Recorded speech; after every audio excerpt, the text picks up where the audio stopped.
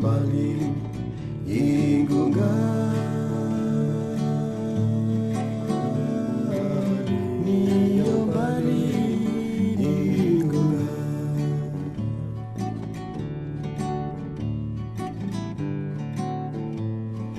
Nio Bali Igunga Mumi ame nakulo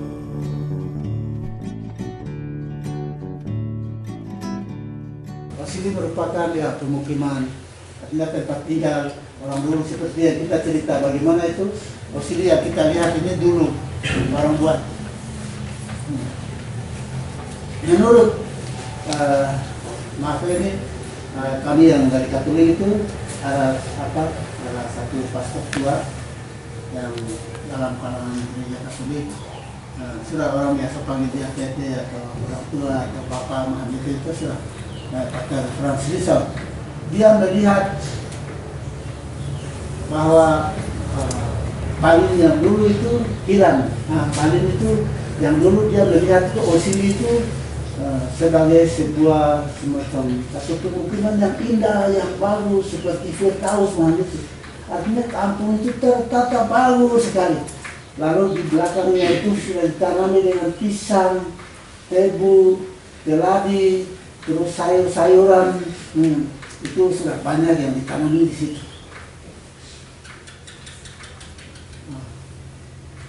Dia bayangkan itu dulu itu seperti itu dan kampung itu bagus sekali tertata bagus. Lalu orang-orang tua-tua pada waktu zaman beliau juga itu sudah mereka membayangkan, menceritakan, menggambarkan apa itu merupakan suatu Firdaus yang hilang itu. Mereka bandingkan melihat keadaan kampung yang sekarang ini. Nah, keadaan kampung yang sekarang ini kita lihat itu, bisa lihat saja sendiri bahwa di belakang itu ada kampungnya bagus, tapi pagarnya rusak. Kemudian sudah sininya itu sudah sini yang ya tidak bagus, yang tidak lah.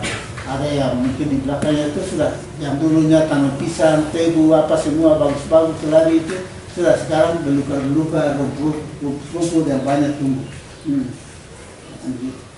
Dan itu kenapa ya sudah sekarang kan ada orang sudah mulai ada yang punya rumah, bangun rumah, tinggalkan kampungnya itu sudah rumput tumbuh. Jadi itu adalah Osili. Jadi lihat Osili itu di situ di mana ada pilai. Ada Hunai, kemudian di situ ada EBI, di situ ada dapur, Hunila, ada Hunu. Jadi kata Hunai itu menurut apa kita yang lebah ini Hun itu, dan saya pikir kita semua juga bahwa Hun itu adalah orang tua, leluhur. Orang yang paling tua yang hidup di dalam Hunai itu Hun, Ai itu tempat, jadi Hun, Ai leluhur itu dia, kita tadi dengar itu leluhur. Jadi kita tanya, Hun itu siapa ya? Sudah, kita punya bapak, ya sudah orang bilang Hun. Kami pernah satu diskusi dibangun dalam apa itu hari-hari persaudaraan kami buat di PK, lalu ada satu pastor Toraja. Ada orang tanya, wah itu sebenarnya apa? Kita itu punya Hunai. Hun itu artinya apa? Kita punya nenek moyang, kita punya leluhur yang sudah tua sekali. Lalu selanjutnya itu apa? Sudah bilang Hunai. Hun itu punya orang tuanya, bapaknya. Kemudian sudah dia punya bapak lagi, bapak lagi. Sampai yang paling terakhir itu siapa? Dia bilang itu sudah, Tuan Ana itu sudah itu yang paling terakhir. Jadi itu apa? Mengenai Hunai. Jadi kita bangun Hunai itu Hunai. dapur, EBAI, EB itu ya sudah menurut orang tidak benar atau tidak, tapi orang katakan bahwa EB itu adalah tubuh, badan, AI itu tempat. Jadi EB rumah itu mengenai perempuan itu sudah itu tempat apa namanya itu membentuk tubuh manusia, ada yang katakan seperti itu. EB rumah tempat yang penting bagi kehidupan keluarga. Jadi osili itu ada di situ terdiri dari pengertian osili itu kita bisa lihat sendiri, terdiri dari punai, terus EBAI, punai perempuan itu, terus dapur, kemudian dihubungkan dengan pagar-pagar yang pendek-pendek. Kita bisa lihat ada pagar-pagar pendek, kemudian di situ ada satu lagi gapura, satu pagar yang tinggi. Terus di situ sudah kita bilang gapura itu sudah gapura.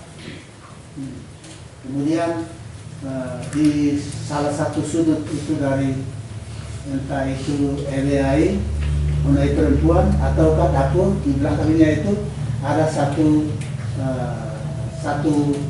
ya sebuah bangunan yang terdiri dari kandang dan pagar-pagar juga. Ada beberapa unit kandang di situ. Kalau dulu itu orang bikin kampung sama-sama, satu sini bersama-sama, beberapa kepala keluarga di situ, sehingga mereka punya kandang masing-masing. Kalau ada 4 keluarga, ya sudah 4 kandang di situ, dihubungkan dengan pagar-pagar juga. Pagar-pagar yang dulu tinggi-tinggi karena orang mungkin takut curi atau mungkin ada sering bergerak, perang suku, macam itu, sehingga pagarnya memang juga tinggi-tinggi di dalam kandang. Macam gitu. Jadi itu adalah pengertian osili.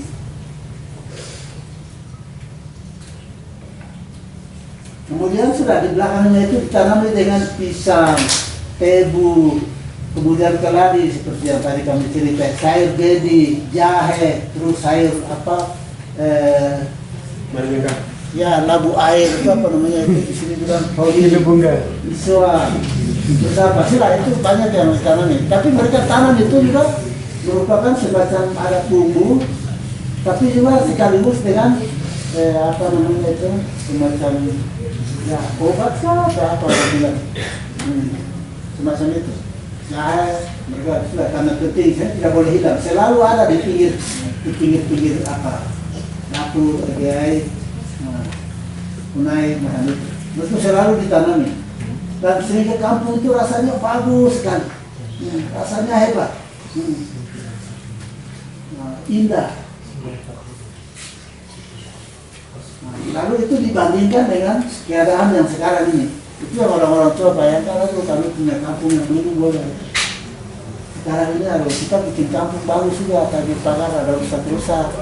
Pagar itu sudah bagus juga, tapi tidak ada apa namanya itu, tidak ada atapnya, tidak ada aika, macam itu. Lalu apa? Di belakang rumah kampung ini tidak pernah ada tanaman. Malah itu yang tumbuh adalah rumput-rumput, belukar-belukar yang tumbuh, macam itu. Ada taman pisang juga, tapi sudah ada lagi masuk ini apa? Kasih timbang sama sini. Nah, itu yang mereka bayangkan seperti itu. Itu mengenai osili, pengertian osili seperti itu. Itu mengenai osili ada yang.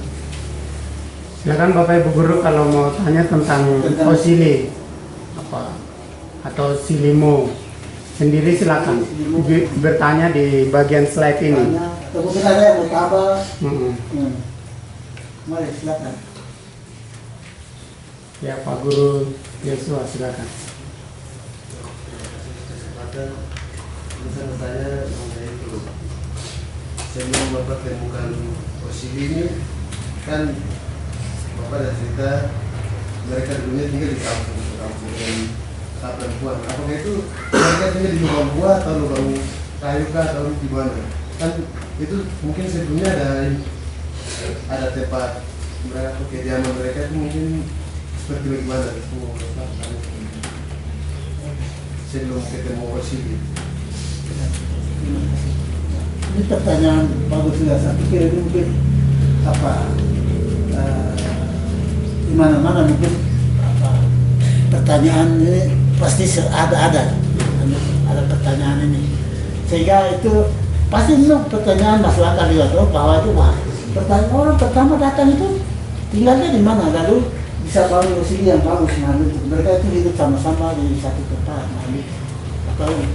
jadi orang cerita itu yang tadi saya ceritakan, orang mulai kita datang dari arah timur, kemudian tinggalnya di sekitar Ubima, sekitar daerah Minimo, macam itu.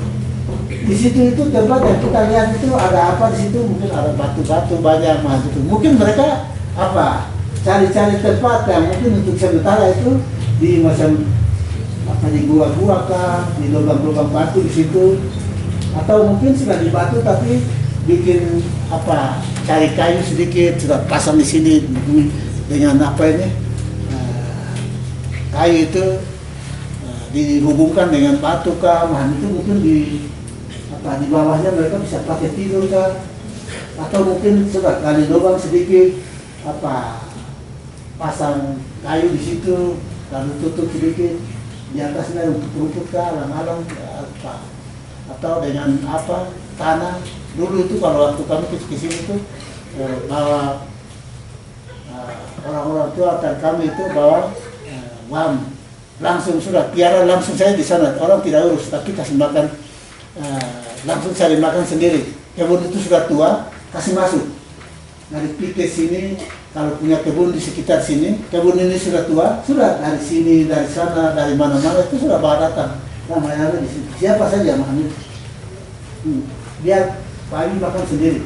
Nah, lalu di situ itu kami datang sudah. Pokoknya malam juga kamu tinggal di sini malam itu. Kami gali lubang, terus sudah taman kayu misalnya, taman kayu di sini sudah kayu-kayu itu kita hubungkan, kita tutup dengan alang-alang. Di atas itu sudah kami taruh tanah tutup supaya tidak dingin. Jadi itu semacam buat kampung kah, tempat tidur sementara mahal itu. Mungkin saja bisa mereka bangun seperti itu, datang tapi ya sudah mungkin sudah dari tanah sedikit, tutup dengan rumput kah, kayu-kayu sedikit, pasang sana sini lalu tidur di situ kah. Kebun juga mereka mungkin tidak terlalu banyak, mungkin 1-2 meter saja begini. Sudah mereka hidup pas-pasan mahal itu. Mungkin itu yang mereka pakai. Yang penting itu sudah mereka cari tempat tinggal yang aman. Mungkin di bawah pohon yang di bawah pohon yang teri, di bawah pohon yang rindang, di bawahnya tidak dijaga. Sudah mungkin mereka tinggal di situ. Tutup sedikit mungkin alang-alang kan.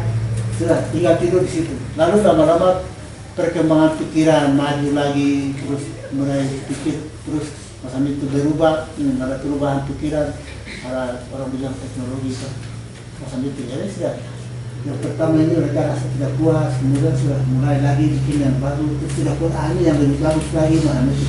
Sehingga mungkin yang lebih bagus lagi yang mereka buat itu ya mungkin tadi saya cerita itu. Yang pertama mungkin sudah tinggal cari tempat yang mereka bisa buat darurat macam itu sementara mungkin di dalam gua, di lubang batu atau di bawah pohon besar macam itu. Jadi tidak tahu ini mereka tidur bagaimana ya sudah. Yang penting itu mereka bisa berusaha tidur itu cari tempat yang mereka bisa aman macam itu. Mereka aman dari hujan, dari binatang buas macam itu. Karena orang cerita bahwa dulu orang datang tidak sendirian, tapi ramai-ramai karena takut binatang buas juga macam itu. Binatang ular-ular besar-besar atau apa macam itu dulu ada. Sehingga mungkin mereka datang sama-sama bisa buat satu pemukiman. Sekarang tempat itu juga yang sekarang dari pedalaman ini, terutama di lembah. Tempat lain itu bagus. Di lembah ini bisa lihat. Macam di sini, di sini ada macam ada aliansi ini, ada kelompok ini, ada kelompok suku ini, ada marga ini sendiri-sendiri macam itu. Itu karena dulu ada gesekan-gesekan masalah tempat tinggal. Itu juga ada masalah tempat tinggal, lalu tinggal sama-sama tapi masalah apa sudah mulai ada gesekan sedikit, pindah macam itu. Jadi tempat tinggal itu yang pertama, yang jelas bahwa mereka tinggal di goa-goa, di bawah pohon kering. Kemudian dari situ mungkin besoknya atau beberapa hari kemudian mereka bisa bikin lagi cari atap tutup. Kemudian sudah dari situ baru bikin honai. Honai itu juga bercerita itu bahwa orang bikin honai beberapa kali. Pertama orang bikin, mungkin tanpa tutup itu, di sini bilang neka. Tutup itu dicat, terus sudah dia punya batang alang-alang itu, taruh situ, pasang api. Nah, dulu tidak buat itu, lalu mereka tidur, akhirnya dingin, malam tidak bisa, pakai api terus. Sehingga mereka punya akal mulai muncul ya, itu kita sudah tutup dulu, itu hujannya, anginnya keluar dari sini, mereka tutup, dari situ akar-akar itu sudah mereka tutup di situ, lalu yang kita lihat sekarang ini, nah ini kalau udah enak, nah gitu. Jadi yang jelas pertama itu orang tidur seperti itu. Ya mungkin seperti itu. Ya begitu Pak Guru dan teman-teman yang lain. Nah, Awal-awalnya. silakan. Ada satu lagi. Ya. Misalnya di sini tuh osili namanya nilai dari osili itu apa itu? Nilai dari tempat pemukiman masyarakat atau osili itu maknanya atau artinya itu apa itu dalam masyarakat?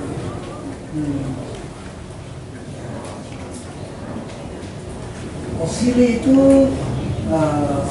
betul bahwa osili setelah di dalam osili itu orang buat apa? Fungsinya apa? Maknanya apa? Nah ini penting juga pertanyaan. Di dalam silimo itu orang buat osili itu sudah kita bilang buahnya itu orang selenggarakan itu tidak bisa di alam yang terbuka tanpa pagar, nah itu tidak mungkin. Sehingga semua itu orang melaksanakan di dalam silimo. Jadi silimo itu berfungsi dulu itu kalau orang misalnya orang meninggal, orang mati, yang jelas sudah itu orang kerabukan itu orang yang bakar, tapi mungkin itu bahasa yang tidak bagus sehingga sudah bahasa gereja itu diperhalus sehingga kerabukan, itu kerabuan, tempat kerabuan, itu tempat bakar jenazah. Kemudian di dalam kundila itu dapur panjang itu sudah di tengah biasanya orang taruh jenazah di situ. Orang semayangkan itu jenazah di dapur panjang. Kemudian silimo itu juga sudah bisa sebagai tempat sudah anak-anak bermain. Ya. Kemudian di silimo juga dulu itu kalau ada acara-acara perayaan-perayaan besar itu macam orang sini bilang maweka, syukuran raya orang bilang. Itu sudah upacara-upacara ritual yang besar-besaran macam itu. Sudah itu orang selenggarakan di dalam silimo. Kemudian perkawinan itu juga sudah diselenggarakan di silimo di situ. Jadi silimo itu punya fungsi apa? Seperti itu. Orang dulu itu kalau orang senang kalau mau buat apa itu mawe itu acara besar-besaran yang dulu itu sudah orang semua itu dansa di silimo itu putar di situ. Yang misalnya kemarin itu kita lain-lain dikika itu sudah terjadi di silimo di situ. Dan itu silimo itu fungsinya seperti itu, tempat bakar batu. Kemudian di situ itu tempat kerabuan jenazah. Silimo itu tempat ya menyelenggarakan semua perayaan, ya upacara-upacara adat, upacara-upacara religi. Nah itu sudah semua diselenggarakan di silimo, bakar batu dan lain-lain itu semua itu sudah dipakai di silimo. Jadi itu fungsinya. Oke, mungkin ada lagi. Ya itu ya Bapak Ibu Guru sudah dijelaskan ya. Mungkin kalian akan ada banyak pertanyaan, tetapi karena masih ada banyak slide, jadi kita bisa ke slide berikutnya ya Bapak ya. Betul.